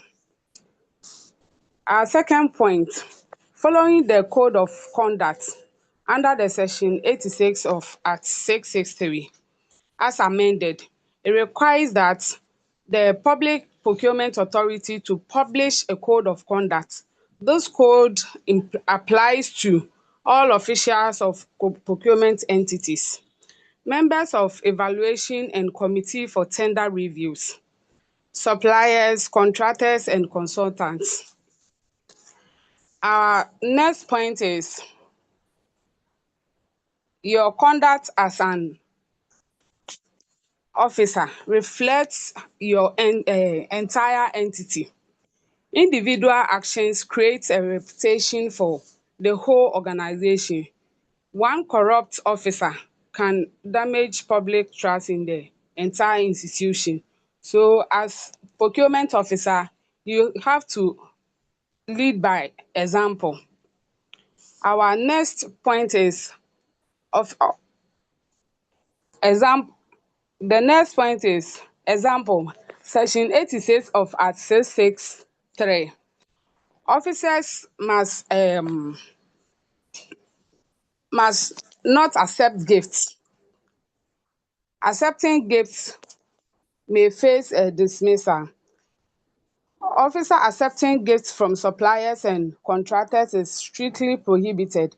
It can influence procurement decisions and it can corrupt practices. So declaring a gift will save you and being avoided dismissal or imprisonment. Thank you. I'll hand it to my next colleague. Hello, good evening, Doug and my colleagues. I'm Elizabeth Yamoah, and I'll be leading you through the efficiency in procurement, a system that operates in a timely manner with minimal bureaucracy while remaining responsive to users. The definition here is precise, a system that operates in a timely manner. So I want to be very clear about efficiency. Does not mean, it doesn't mean that cutting corners or bypassing the law. No, it means achieving full compliance, but faster and more smartly. That's at 663. Gives a specific tool for this. Section 22 also allows entity to aggregate procurement, combining purchases to reduce administrative duplication and achieve economics of scale. So Section 23 allows framework agreements. That's pre-qualifying suppliers for recurring needs, so that when we need a need arises, yes, an order can be placed immediately without running a full tender from scratch. And the PPA electronic procurement system, that's the EGP, reduces paperwork and speeds up the entire cycle as well. As this slide shows, effective procurement leads to 1, better use of funding. 2, improve value for money, as my colleagues already explained, and also increase attractiveness to private sector and better customer satisfaction. So an example will be that customer, a nurse waiting for a gloves, or a student waiting for a textbook, and also a community waiting for a clean water. I'll end my submission here and hand over to my next colleague. Thank you very much. Thank you, Ms. Elizabeth Yamoah. My name is Benjamin Ansa, and I'll be running you through the results of getting procurement right. My dear colleagues, I believe you will agree with me that if we should put into practice everything we have actually presented today, the results will be very significant. We are going to be master of this profession, and the longevity of our professionalism will always not be compromised with. Let us not forget that we are also protecting the public purse if we are putting some of these things into practice. So we are looking at our ability to, first and foremost, be efficient in our procurement operations by ensuring that we manage our time in resolving complaints, rerunning floor tenders, or managing audit findings. If we want to be more effective in our day-to-day operations as well, let us also not forget that we should endeavor to be able to get the right goods, reaching the right people at the right time. That is one of the many ways we can be very effective in our day-to-day operations. We also need a recognition as procurement professionals. We just don't want to be, recognized as just a department. And if that would also be possible, my dear colleagues, it's important we put the 5 rights into practice. Likewise, the principles. It is one of the only goals we can be able to, on day-to-day basis, achieve our programs, achieve our set targets, and our set objectives.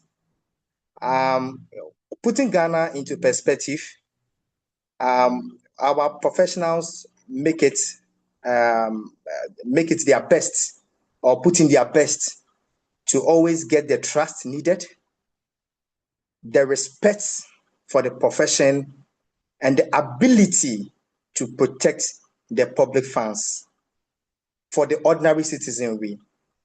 Because as we can actually witness in the viral videos from South Africa, they are asking us to fix our country. And procurement professionals, we can't be left out of this goal.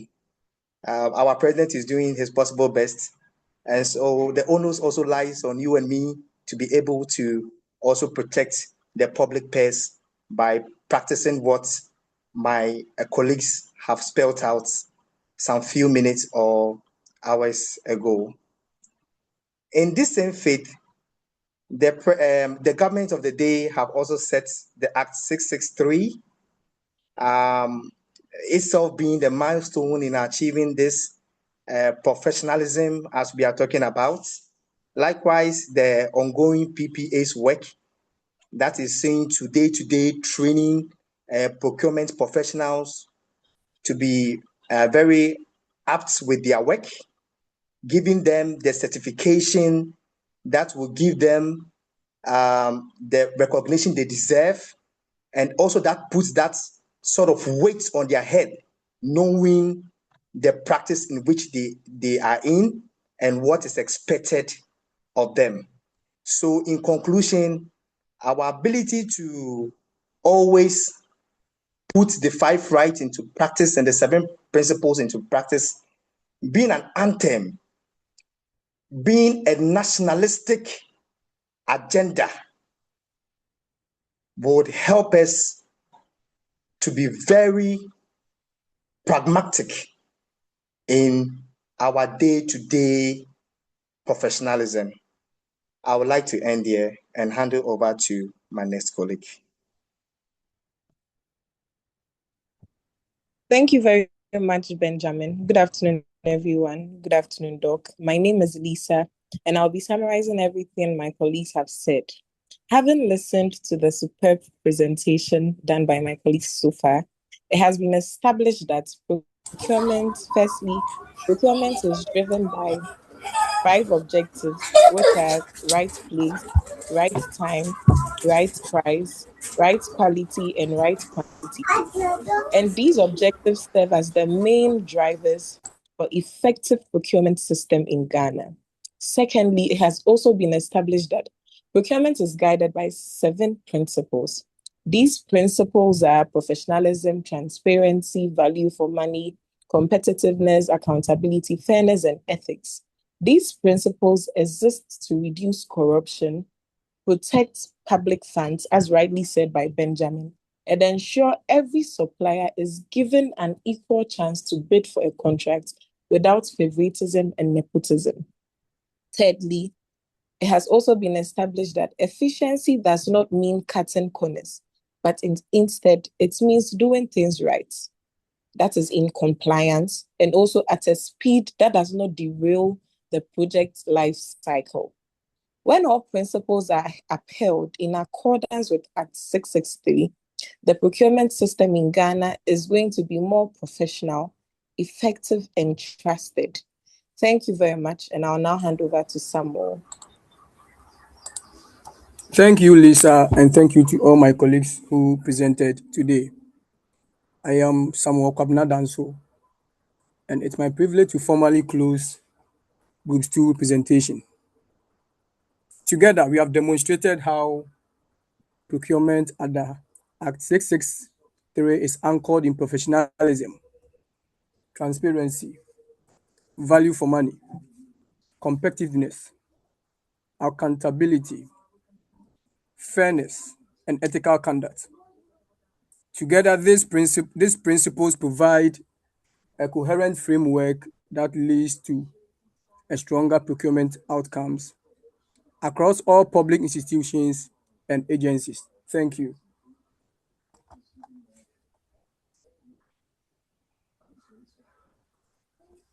Okay, so go through is done with their presentation. Much has been said about the principles, the objectives, the 5 R's. We've learned a lot. Can you share with us if you have any contribution, any advice, any comments? Please let's do. Then we say bye-bye for today. Thank you.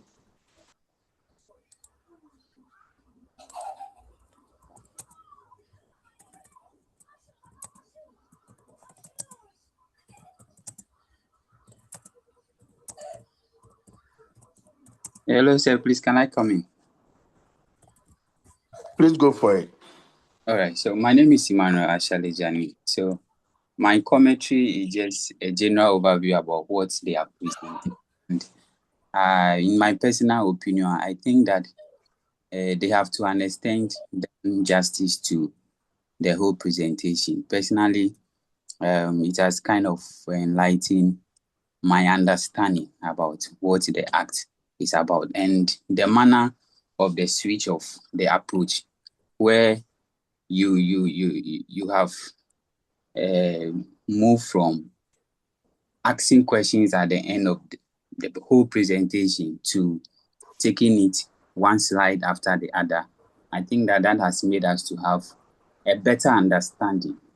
I'm too sure that my colleagues will bear witness to that. And I think it's a good presentation also. Big ups to them. Thank you. Any other, please? Okay, so I have a question to ask group 2. Something that I want all of us to discuss. So Please not go only ahead. to group 2, but the whole class as a whole. So this is a real life scenario that I want us to wonder as a procurement officer, how you're going to deal with it. So let's listen to the prelims very well so that we can share our ideas. So the COVID-19 procurement dilemma, something that happened that I want us to. So during the COVID-19 pandemic, the Ministry of Health urgently needed PPE and ventilators. The only available supplier could deliver immediately, but a price 40% above the normal market rate. So the Ministry of Health needed PPE and ventilators, and the only supplier that can do or deliver the items will charge 40% above the market rate. So as a head of procurement, would you prioritize the right to time over the right price? And if yes, using the principle of value for money and the accountability under the Act 663 as amended in 2016, explain how you justify your decisions to, let's say, the auditors, if they ask you why you chose to, or any of the options that you choose, whether you prioritize the right time over the right to price.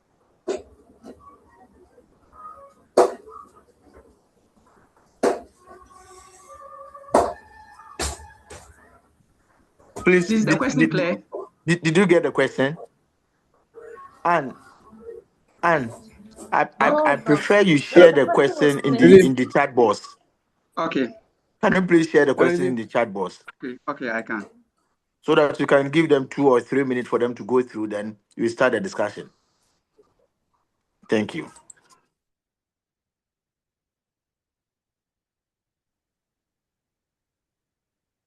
And Doug, I think also people also had some questions in the chat box. I don't know whether it can be looked at. Thank you.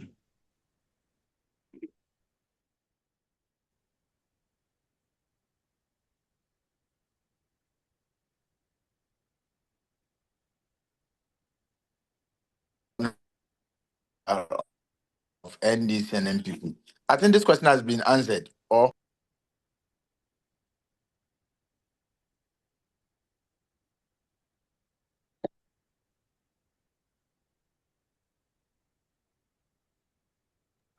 I'm not sure, Doug.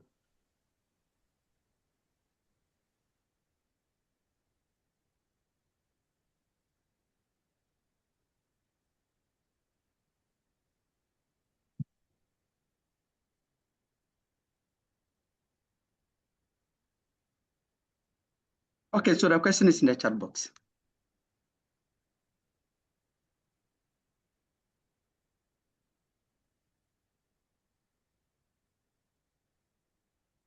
The one that asked the question, can someone be professional and not be ethical? I think I've answered the person. Yeah, you did.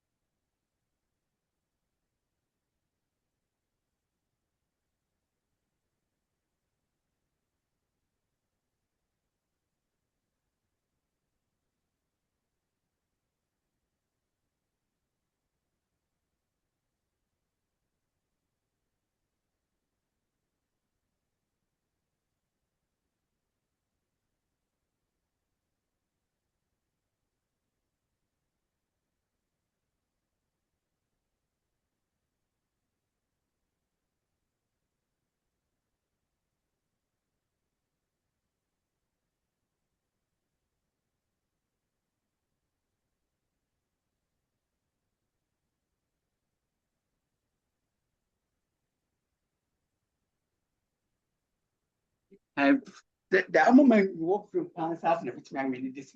For 20 years ago in Barcelona, I got final.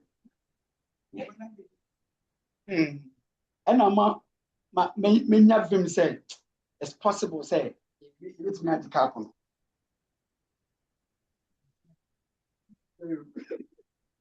That is a the support, besides the supporters now. Mpacho udenya bote Barcelona beji cap ba yenye class na sa yesro. In a red card, I think that Patrick Vera now, the player beside no, red card. And I boy a cow. On that, you could do fine and on us and boy a cat. Procurement. You know, because I'm a Barcelona.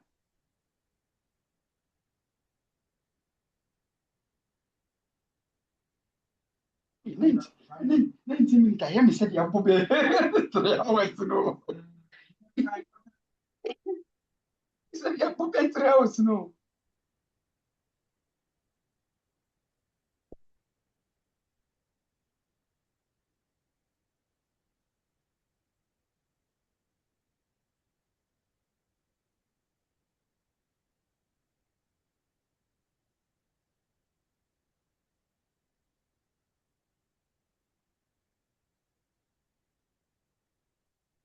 Fabia.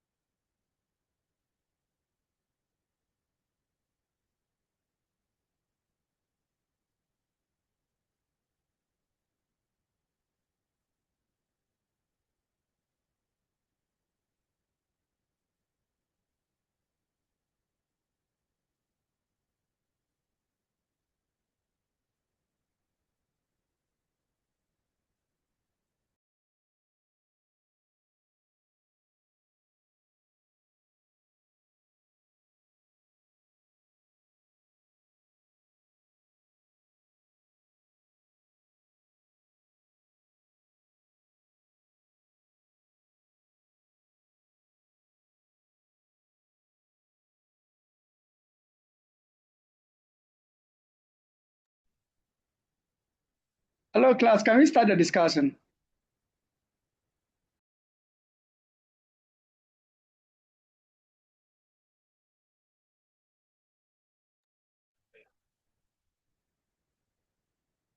So we are Any done. contribution?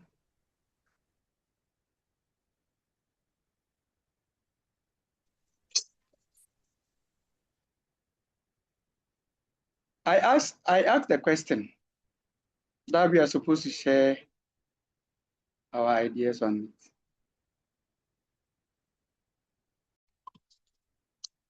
Okay, can I speak, please? This is Cassandra. I'm in a different group too. Sure, Cassandra, go ahead. Okay, so with regards to this scenario, usually time is of an essence, and the last thing you should be thinking about is the price of an item. Even though it has exceeded the usual market rate, and it's not following the principles of procurement. But not forgetting that time is number one when it comes to such situations, in an emergency situation, for instance. And we all know that single sourcing is allowed in certain situations, especially emergency cases. So I think if I were to be the procurement officer by then, I would consider time as the essential principle, essential right at that moment, and then go ahead to procure the items. Thank you very much, Cassandra. And what would be your justification in case auditors ask why you chose that option? Because lives were on the line, and we needed the items, the PPEs, urgently. We couldn't single supplier that had it. So basically, time being of an essence and lives, saving lives, considering the mortality rate we would have had if not taking those precautions to buy the thing.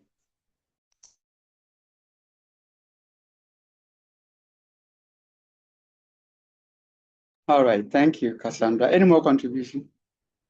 Caroline, today I've not heard from you. Hey, I'm here. Yes. So with what Cassandra just said, I think I agree with her because when it comes to procuring, as we presented, no, it was in the assignment rather, not what we presented in the assignment. When it comes to single sourcing or sole sourcing, let's say single sourcing, in the situation of an emergency, you can opt to source from somebody that can give you the items needed there and then due to an emergency situation.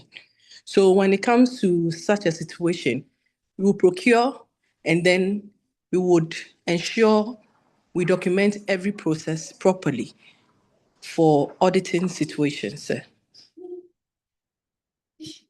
Thank you. Thank you very much. Any more contribution? Yes. Fiona, are you there? Okay, Melody, when you're done, Fiona. Yeah, I'm Melody. So as my colleague said, we should know that the COVID-19 was a pandemic. It was something that happened. It hasn't happened before. It was a natural disaster, so nobody was aware of it. So I would rather choose the ventilators were urgently needed to save lives. And we felt that waiting for the lowest price could result in causing death. So I guess the ministry would rather choose a supplier that could deliver quickly, even if the price is high. And then this question is taking us back to when someone asked something about a trade-off. So I think with this scenario, there was a trade-off here because the right price became secondary issue compared to the right time, because saving life outweighs the benefit of obtaining the lowest price. Thank you. Welcome. Thank you. Fiona, are you there? Yes, please, I'm here. You've not spoken today. Yes, yes. So the issue of single sourcing and sole sourcing is very delicate. What I have learned over the years, I would say anyone, any contract engineer, any procurement person working on such a delicate process must always work in a way that should, in case you are not there, anyone can follow up on the process. So you should just have that in mind. Work in a way that someone can easily take over any day and any time, and you would not be afraid to let that person do so. Because single source, sole source is always subject to scrutiny. But if you are working in a manner where you know that you are upholding integrity, such that anytime you can speak to whatever happened during that particular process, you are good to go. And I believe that for most organizations, they've got procedures that they go with. So if you are in a position where you are supposed to make a decision, then you can make that decision with a valid justification. But if you are just an ordinary person in that unit and you happen to be handling the process, always cover yourself and ensure that the justification is coming from someone with a higher authority. That's the little I've got to say. Thank you very much, Fiona. I think all the contributions are in the right direction. As our former president said, you can bring the economy back, but you can't bring life back. Okay, Pamela, I can see your hands up. Yes, sir. So I also want to add something little to what my other colleagues have already mentioned. So, like the course or the model name depicts, it is public, advanced public procurement. And anything public, it's for the public. Okay. And so we can't overlook the lives of the public that were going to be lost due to the pandemic because of time or the cost of the item. And then in your write-up, I realized that you mentioned that it is only the only available supplier. It means that at the time, the supplier was the only one who could do that. So in this case, we can say it was a sole sourcing. We could say it was a sole sourcing. This is not a single sourcing, in my opinion, because single sourcing, there could be other suppliers, but then we opt to go for this particular one. But in this case, the only available supplier means the only person who could supply. And so at the cost that was mentioned, we couldn't have done anything about it. And like my other colleagues have said, lives were at stake. And the thing is for the public. In fact, the taxpayers' money is for all of us to enjoy and to benefit from. And so if you are spending to save lives, I think it was in the right direction. So you could make these justifications, and I'm not sure, I mean, any one or any authority in his or her, excuse me to say, right senses would say choose money over the life of a person. No, so it was done in the right direction. Thank you. Thank you very much for all your contributions. I think, yes, as I think a couple of your colleagues said that you need to justify when you are called to defend why you took that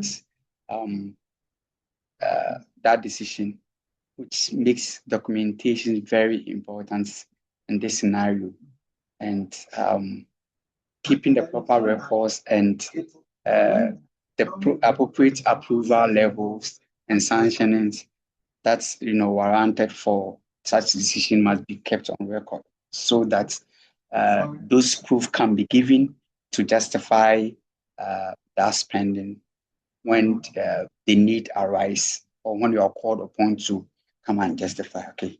Thank you very much, class. And Doc, I think I'm done.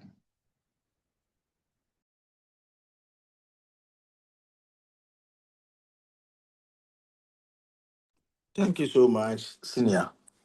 I think this today's class has been very, very interactive. We've all shared our ideas, our experiences, and our advice.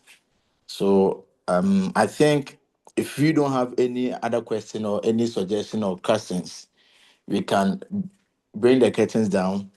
Then we prepare ourselves for go the next week. I think next week will be our last online. Then go on the 11th. Is it 11th or 13th? 13th. Sorry? 13th, sir. 13th, go we shall all meet face to face to end the model.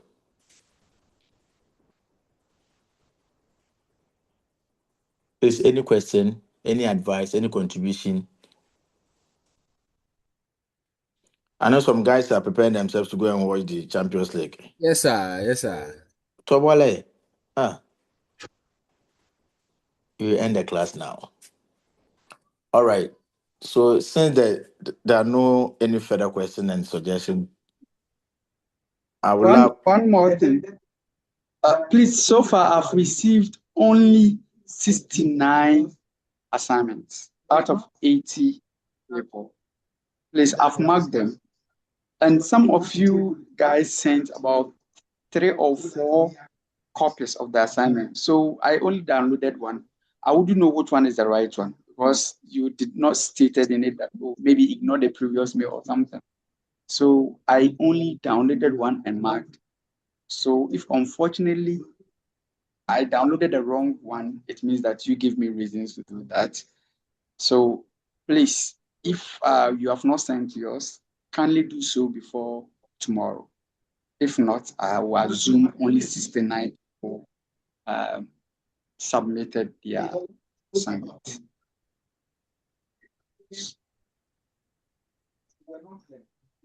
So hello, please, Andy. The reason for some of us our assignments coming more than once was the email. I had issues with the email, so that was why maybe might come more than once. The email wasn't really.